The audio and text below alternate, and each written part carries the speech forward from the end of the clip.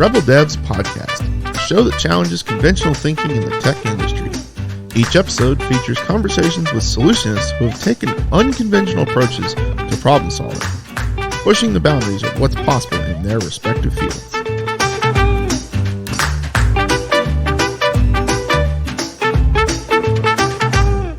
Join the devolution. Hey everybody, it's Tom with Rebel Devs. I have with me, as always, my partner in crime, Jonah. How you doing, sir? I am doing pretty great today. There we go. And joining us again, we have Rick Byrne from Veeam. Rick, how are we doing today? Doing awesome today, Thomas and Jonah. All right. Well, last time we kind of met and we talked about some cool things such as siloed products and pre- and post-sales engineers. So if you have any questions on DR, you can go to cyberfortress.com. If you need some help figuring out how to put it in, you can go over to differentdev.com. And if you would like to buy it, you can go to veeam.com. If you don't know where to buy it, go to Cyberfortress. They sell things too. It's a fun little partner network. And woohoo, the bills are paid again. So my favorite type of episode now, we get to divert from just Veeam, and we love Veeam, but we're going to have some fun. So Rick and I were talking, and I was like, tell me a little bit about yourself. And he starts telling me about Yorkies. So I don't know, some sort of dog addiction here is what I hear. So break it down, my friend. I do. My office is littered with them right now. I mean, I know you can't see video. You guys can see, though, right now. Oh, I'm going a little away from the mic. Here's one. This is my little Luna. So I got 3 Yorkies in total. This is the baby. She's a teacup Yorkie. So, long story short about the whole Yorkies and why I have a bunch of them. My kids are 18 and 22. So my kids are kind of raised. The wife looked at me one day when the kids were, gonna say the oldest was probably 14, and said to me, hey, why don't we have another child? So I ended up getting Yorkies. Oh, there we go. They're my fur babies now. And they almost cost just as much as real human babies. But here's the question, because I have it on my dogs. Do you have doggy health care? I do on all 3. Doggy insurance, you must have insurance on everything you love. That includes your fur friends and also your dad. Just saying, we're not doing this for pay right now, but either way, toss that one in. Yeah. You know, it's so crazy because I look at my dogs. Yeah, my kids are gone. And I'm like, I do think I spend about as much as I did on human insurance as I do with them. It's crazy. Like, what? One of them I put $12,000 into this year, and that's Canadian dollars, okay? Oof. Loonies and toonies. Count them all up, right? But that being said, the health insurance saved my bacon on it. Oh, yeah. I mean, my puppy has health insurance too, and I definitely pay more for her insurance than mine, though that's partly because my company has great benefits, but... We won't get into insurance coverage between the U.S. and Canada. Yeah. That's not what this discussion's about, right? I think we're going to lose that conversation, Jonah. I just have this hypothetical theory. I don't know. Okay, great coverage for the U.S., I'll say. Yeah, there you go. There you go. No, it's crazy. I remember, like, as a kid, we had pound puppies, and I know we took them to the vet. You have no idea as a kid how much you spend on your dog. And then I remember getting a dog in my 20s, and I was like, my gosh, a couple times a year, this is $500. And then you bought them just regular off-the-shelf food. Now I have to have science diet. I have to medicate. Like, I kid you not, I have a doggy psychiatrist to medicate the right dogs because I have 2 different dogs of 2 different ages, and while they've been thick as thieves, they're going through some dynamic changes, and we're like, what do we do? How do we handle this? And they're like, well... I mean, dogs even have mental health. I mean, they do. It's there, right? Oh, it's crazy. Like, just the things you learn about these dogs is like, the younger one, we would always like treat secondary. We'd always let the older one out first. And they're like, nope, change in the pack. Let the younger one out first. And I'm like, what? And that takes it down. So yeah, I have a doggy psychiatrist. So I cannot talk anything bad about your dog addiction because while I'm not addicted. No. And I don't know if you knew this, but Arnold Schwarzenegger has a Yorkie as well. Just saying, just tossing that out there. So if you don't think it's, a beefy dog, hey, it kind of is. Yeah, I saw the little pink bow there, but I was kind of jealous going, my dog can't wear a pink bow. I think, Jonah, yours does what, bandanas? Is that right? You're a bandana Yeah, dog? mine does bandanas. Yeah, and I was going to say it's even more fun when we get my dog in the mix because mine had to fight for resources in a previous ownership before I adopted her from the shelter. So mine gets a little territorial when it comes to other pets in the house. Has 0 problems with humans, but gets a little defense, even out in public, just gets a little defensive at times. I've got to watch her. We're working on it, though. She's been doing a lot better since I started doing some puppy obedience classes at PetSmart with her back earlier this year. Yeah, ours are about to go for so in December, we're headed to Australia, New Zealand, Tahiti. We're cruising, doing this cool stuff for the entire month of December. Yeah, I know everybody feels so bad for me. Boo hoo hoo. But mine are going to go to a trainer that we've been working with, and they're actually going to go through a 30-day program with them to get them to the point where they can be off lead and whatnot. And it's funny, I've learned one thing in all of this training we've been doing. The training really exists for us humans. It's not for the dogs. They know all these things. It's really us and the discipline we have with them. It's amazing. Give their treat up here versus down by your side. Boom, your dog's walking there. So I'm just amazed at this. And I have some friends that are really into German Shepherds, and they do the dock diving stuff. And I look at their pictures, and these dogs are jumping like 30 feet off, full through like obstacle courses. So are you just addicted to Yorkies? Are you showing Yorkies? Like, how far does this go? Just addicted. I think I'm done. I would have a full household of them if I was allowed, but there's other family members in my home as well. But like, yeah, they're definitely a piece of the family. I don't know if you know, but what they were even generated for was chasing rats. Really? Now, another fun fact. I have them in Alberta, and Alberta is one of the only I think the only province actually in Canada that has no rats. I know you're going to fact check me on this. You're going to fact check me. I know this is going to happen. You can Google it. I see Jonah down there now. I think he's Googling it right now. But Alberta has 0 rats. Big farm thing, right? And they actually have a rat patrol. Huh. I did not.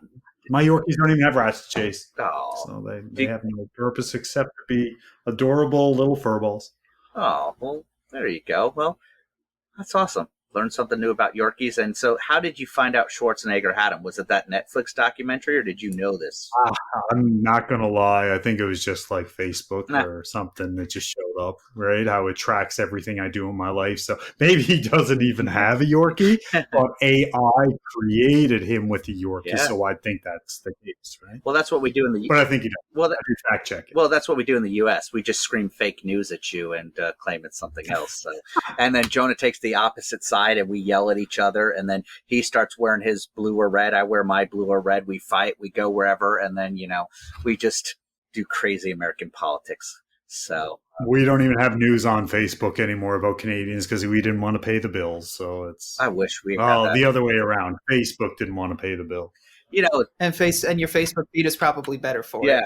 Yeah. I remember like 10 years ago, I was like, I hate looking at your food. I don't want to see what you ate for breakfast. What the heck? And now today I'm like, where's all the breakfast food? Like, I miss these days. Like, I don't need another banner or logo around my, head or something, or support this or whatever. I'm just like, man, I just want to know how your kids are doing. Like, show me a breakfast burrito, please. Exactly. So now this one, I think Jonah's going to kind of dig into is, I think you said one of your sons were into the Rocket League, right? Like, I don't know that our listeners know about the Rocket League. So tell us what this is. I love how you say that, Thomas. It seems like you're really into esports when you call it the Rocket League, right? Yeah. This is what my boy had to train me on. So, yes, my son is a semi-professional esports player. He played in the Commonwealth Games playing Rocket League. I don't know, for the Americans here, the Commonwealth Games, it's sort of like the Olympics, but for the Commonwealth.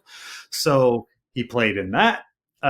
He's had a couple of scholarships playing on it. He's went and played at Collegiate Rocket League Championship Series and took, I think, 3rd or 4th overall. So what Rocket League is, I mean, for anybody listening who have not played it or heard of it, it's basically soccer with race cars in a dome. So think of a snow globe, but there's cars kind of running around banging into each other and hitting a ball, but they can fly and they can go 360 degrees of change, if that makes sense. Do they build the cars like engineering specs? Is it just dexterity? Like, there's a certain amount of what you would call templates of cars with certain hitboxes, and anybody who plays the game will get what a hitbox is, but each car has a certain shape. And there's about 4 or 5 different shapes with the hitboxes, and that depends on how the ball hits off of the car. there's 2 cars that are mainly played at the professional level. And the rest are kind of more for just in-game playing around. But when it comes to the pro side of the scene, it's usually 2 type of cars and hitboxes that are leveraged, right? But really a lot of it is you can make it pretty. You can change colors. You can add toppers. You can have different flames out the back, different things like that to have your own little touch on what the vehicle is. So kind of like Mario Kart, more customization rather than performance changing. Yes. There's no performance enhancements you can do. Whether you start playing the game today or you started 5 years ago, you have more experience in game, but your car is no better than anybody else's. That's awesome. So how does he fall into this? Is this he comes home one day and he says, "This is what I want to do"? Does he find it online? Like, So yeah, great question. I wish it was as easy as I was always a supportive parent and how we fell into it. What really boiled it all down for me is, I was thinking that my son was just going to destroy his brain by playing video games like a lot of parents did at the time. And I became a very avid esports backer, actually. And as we were going through at a very young age and where he was playing video games and not doing his chores around the house, every now and then we'd go ahead and say, okay, well, you're punished, you're grounded, your computer or your Xbox at the time is taken. He got a little bit smarter than us and started basically taking computer parts that I had around the house that I didn't even notice I had anymore, putting them in little areas. So when we would punish him or take his system away, he would actually build a system in the middle of the night and play. And sooner or later, I caught wind of this and I finally sat down and I was like, listen, what are you trying to accomplish? And that's where I guess I go back to engineering side and sales and having a conversation with a person was like, tell me what goals you're trying to achieve to see if I can help you with this. Like, what are you playing a game or what are you doing? And then he explained it all to us in detail, what he was trying to accomplish. And at the time, again, I kind of giggled like, yeah, sure, you're going to be make a living off of playing video games. Sure, but I'll support you. And let's just say as time went on and he started to show tournaments he was winning, I actually went to a place and flew with him to play in a tournament when he was much younger than what he is today and needed more of a adult supervision at the time. And just the ecosystem that was created was crazy. And then, of course, what he's built today, I mean, today he does even coaching, making quite a nice living off of coaching people how to play Rocket League.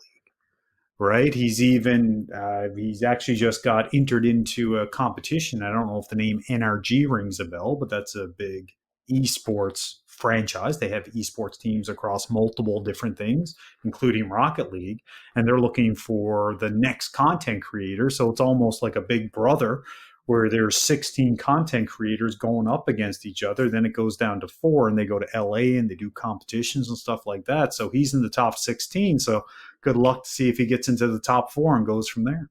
That's amazing. And I love that. So it's crazy world.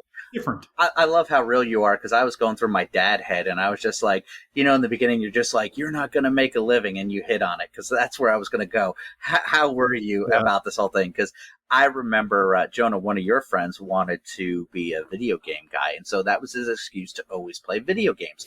And I used to tell him, I'd be like, as good as you are at a game, and this was really before esports was a thing, I was like, I think you probably would do well, not just taking the technical programming side, but I think you really need to almost be an English major so you can write your stories and your arcs and bring about the game design. I said, I almost think the programmers could be a dime a dozen, not to detract from people that do things that I can't, but I would think your specialty would be designing that next game. And I would tell them stories of like, do you remember when Myst came out? Like it was the first like game you would go through and absolutely want to scream and throw a fit because nobody could beat the thing. You needed like guides to get from one room to the next. It's like, I didn't know to go on the I didn't know to go on the 37th bookshelf level to page 82. Why would I know this? And they'd be like, the little troll over here told you on a feather. So I was like, I think that's there. But now I'm like, fundamentally wrong in all this.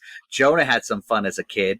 We would put computers in his room because same thing, I would build little spare machines. And so starting at age 3, he's on computers. He's on Reader Rabbit. He's coming out and he's speaking French. And we're like, why are you speaking French? And it's like, well, Reader Rabbit's in English to Spanish, but if he changes his computer to like French, then he can decipher French to Spanish and like reverse engineer it. And you're like, wow. But I can remember this one really made me mad, Rick. Mad. I didn't put a default gateway on the kid's machine because I was like, he doesn't need to be on the internet, right? And one day he's like, Dad, I figured out why my computer's not on the internet. It's because there's no default gateway. And he's in like the 4th or 5th grade. I'm like, no, that wasn't because it was broken, son. That was because I didn't want you on the internet. Great. Now I got to get internet filtering. So, but I would have conversations with friends the same sort of way. They would never understand why I would let him be so tech-centric. And we set limits and everything, but he could Pokemon game, but he had to use a desktop, and he would learn how to, like, if he wanted a faster one, we would build it. Because I was like, this really is the future. Not that I want you to be in IT, but it's kind of like working on the car with my dad. I was like, I learned certain skills in linear thought from building things, and it was this new thing. And so I know that's where it's funny that Jonah sits here today, and he's doing what he's doing because, you know, it's funny. Like, I remember, Jonah, what did I say to you when you got your certified architect? Do you remember that? You're the youngest certified architect. What were my words to you when you were bragging about it? You remember? I don't remember. Oh, he was all like, I passed my exam the first time. I got like a 90 something. And this was pretty big for us as a service provider. I was like, dude, I taught you how to use a spoon. Like, you don't impress me. But he does impress me. So our kids, man, it's crazy. Do you think this whole sports league was birthed out of like spite for parents? Like some dude was like, fine, I'll show you. This can be a thing. Or do you think it was the monetization? Somebody was like, hey, I think we have an opportunity to make some money. Like, what's the birth of it, do you think? I just think it's like everything. Every sport started from a game that people would do for fun. Right, let's not go back to gladiator times where they'd fight lions and stuff like that, okay? That wasn't really done for fun. That was entertainment of people, right? But when you start to look at traditional sports like hockey or lacrosse or basketball or football, the list goes on and on. They were all built for fun and entertainment until people realized there was monetary gain. Just like everything, okay? Just everything we do in life. I mean, it all boils down into it gets bigger because somebody can make money from it, right? We never thought we'd have a day where people would sit in a big sphere and watch a concert because it was surrounded with LCDs until somebody realized you could spend billions and billions of dollars but make billions and billions back or trillions by the time you're all said and done. So yes, I believe 100% it's all about the monetary gains, but I do believe it's the skill set that's been built too and the platform for it. And one of the things I said all along, like my daughter's into professional cheerleading. That's what she does as a sport. Now, through COVID, do you know what happened to professional cheerleading? To go up or down? It stopped. Yeah. It stopped. It stopped because it's contact. You had to be in a room with people. You had to touch people. There was the chance of spread. You know what happened to esports? It took off like a rocket because guess what? Nothing changed. If anything, you had all these people who no longer had all the traditional sports to watch esports. And do you know Rocket League, as an example? I mean, you can get into FIFA and football as well, and that's an esport, and Madden and things of that nature. But even something like Rocket League, it's very easy for people to get involved because it's very fast-paced. It's 5-minute matches. It's usually 3 to best of 7s, depending on what you're in. But it's something that somebody can relate to very quickly. And it's kind of funny, as me and my wife got into it, we started watching all the Rocket League Championship series, and we were streaming that all weekends throughout our house. And then we started following the Collegiate Rocket League Championship series and leagues because, again, our son was in it, but we started to get other fans inside of it where we were fans of other players. It was kind of crazy. I mean, these are just kids in a lot of cases. Some of them, adult ages as well, especially in the Rocket League Championship Series. But we were starting to get fans within that community, even to the point I even did podcasts on esports, on, the whole fact of, being a supportive parent on that front. Just crazy. Crazy. That's absolutely amazing. So you said that your son is now in a competition for this content creator. Is there anything we can do to help follow him or like add to that voting on some level? He's Comp RL on. He's a big content creator today. He streams almost, I would say, at least, if not once a day, at least several times a week. He's on Twitch. He's on all the different platforms. So check out CompRL. Also, like I said, he does coaching, and it'll be interesting just to see what people think of esports and especially Rocket League. Well, and here, maybe this will help a little bit. If anyone's listening right now and you have Amazon Prime, if you didn't know, you have Twitch included in Amazon Prime. So you have to renew it monthly, but you can go use what's called a Twitch Prime subscription to actually go help your specific content creator once a month. And it's basically like giving them a free 1 month subscription that Amazon pays for. Spot on. Wow, I feel so old now, and we'll go back to the beginning of the conversation where I said the Rocket League. Now I realize it's just Rocket League, and you all knew way more than I ever did, so now I'm the dinosaur. This is awesome, but that's why I love doing this. Cool. Maybe I can touch upon some other outdated technology at some point to give myself relevance. I don't know. It's not on the Commodore 64. That's not what he plays on. Oh, that was my first baby, my friend. I loved it. I love my BASIC back in the day. Spend 13 hours typing code that you make one typo, nothing will help you to make a ball bounce, and you're just like, it bounced. Yes. Yeah, my Kung Fu Master and Rampage, which is hilarious when you see the Rampage movie. I was like, Rampage and Paperboy, they were my jam. So there's some throwback. Good games. Yeah. All right. Well, I think we said something about Apple USB-Cs when we were talking too. And I'm guessing that's because we just had the product launch in there. And I think, Jonah, you have touched upon USB-C a little bit, that there were is it the EU has had them for a while, or they're forcing it now and it's trickling to the US?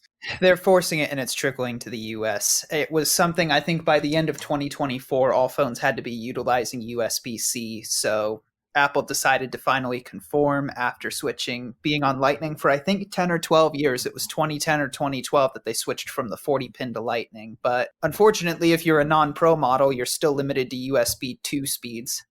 You only get USB 3 if you're on the Pro or the Pro Max, which I don't know that these days it's a very big deal for people, because I don't know how often people are transferring media files or photos to their computers, unless they're some sort of creator that's probably already buying the Pro or Pro Max for the better camera. But it's still kind of annoying because, I mean, are they really paying that much more in extra connectivity or licensing to utilize the faster USB speeds? Let me teach you about Apple as a guy that used to work there, okay? You have these, and this is not the official stance of Apple, so don't sue me, Apple, nothing. This is just a guy that was in there at one time. We almost had artificial thresholds that you would hit that would leave the customer wanting more. So you grew your customer up.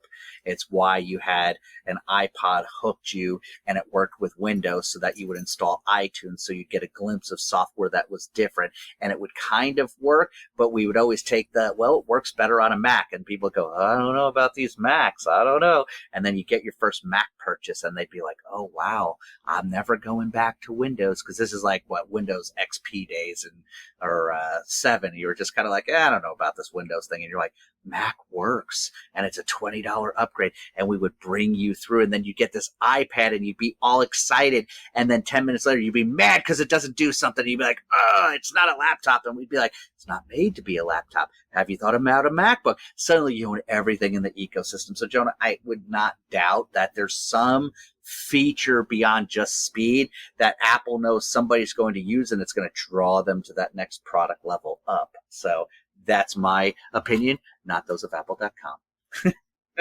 Well, and as much as I just ragged on Apple, let's be real, they could have done much worse. A big rumor and concern I saw flying around the internet when it was first announced that this EU regulation was passing was, well, what if Apple just ditches the charger completely, does data transfers wirelessly via MagSafe? And people were concerned about that as well. Well, have you done the new thing where you just touch phones head to head now and they just transfer I have not yet through the eardrop? And it does like a little pulsing thing, and it's really cool. I like it. I did see it, and I think it's long overdue. You can start an AirDrop locally, and then the AirDrop will finish over Wi-Fi or cellular, so you don't have to stand near each other and wait for AirDrop to finish anymore. I know that.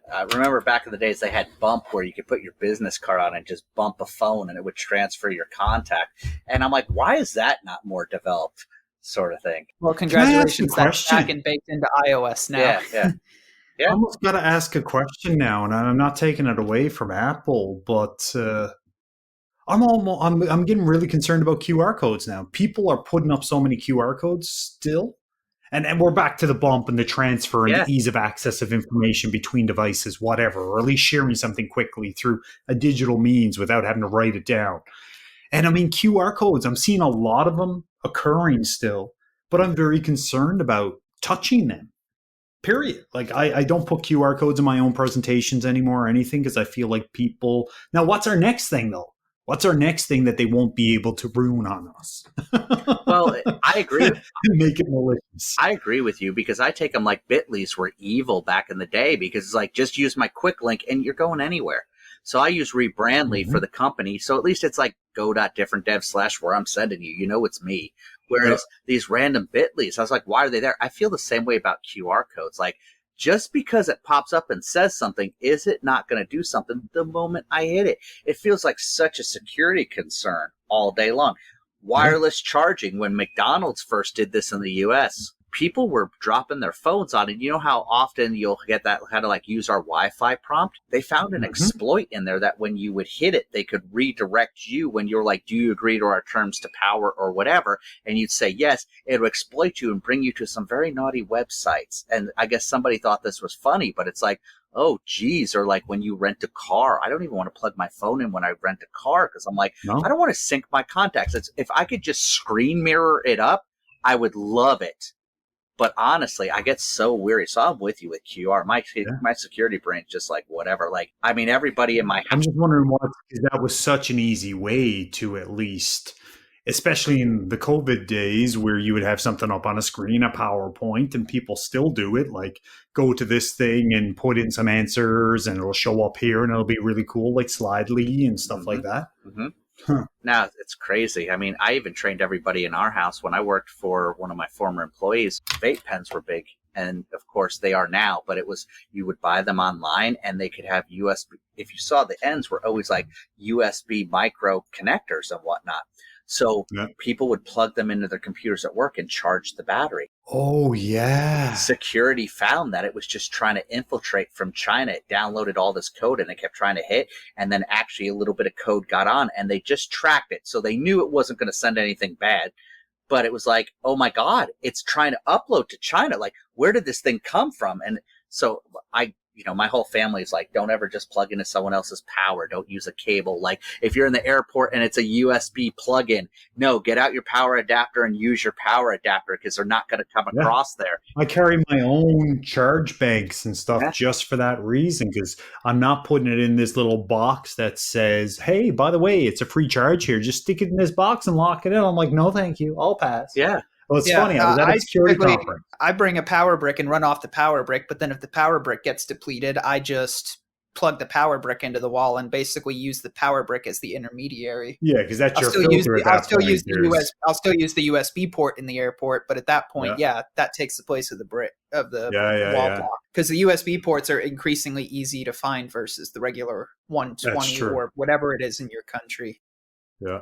Yeah, what is it in your country? It's funny. I was at a security conference, and the lanyard is the part that goes around your neck, and then there's a name badge piece. Well, the name badge piece will come off, but it's connected with a USB thumb drive. And I have not plugged it in. It's sitting here on my desk right now, actually, and I'm never going to plug it in because it was at a security conference, and they give me a USB drive. That just seems like I'm part of a program here to see how many people will plug this in. Something I'm surprised we haven't heard more often about is, of course, there's the ever-present Amazon problem of sellers selling fake USB drives or fake micro SD cards that are only, really like an 8 gig capacity when they're saying it's many times that. I'm surprised we haven't seen more where that occurs, but there's malicious code on the thumb drive. Yeah. I wonder if we'd even know in a lot of cases, right? Like how long before you have to go to a Walmart or a Best Buy and buy the name brand directly in store because thumb drives are no longer safe on Amazon? How long before we have a certificate system on it, for goodness sakes, or something like that? So crazy. But hey, I think we've had some fun here. I think that we're going to do our goodbyes. And Rick, thank you for joining us for 2 of our wild ride segments. I appreciate you coming out and spend some time. Thank you. So we're going to give a shout out to Veeam, always supporting us. Go to veeam.com. Jonah, Cyber Fortress, what do you want to say? .com or what? Not much other than it's been fun. I'll help you out so that your marketing folks will be happy. Hey, you need to go to the cloud. You need to know if it's working. You need to monitor it. Go to cyberfortress.com where they will DR you. They will protect you. They will immute you. They are the rock stars of the DRAS world. And if you need somebody to figure out how to do it all, you got Tom from Different Dev. You can go to differentdev.com where we will take anything that Veeam does and we will make it work or work better for you. So check us all out. Everybody, I'm going to play us out and dance the world away. So let's take us on. Whether you're a seasoned solutionist or just starting out, the Rebel Devs podcast is a must listen. So join us. Comment, share, and subscribe. Be part of the Rebel Devs.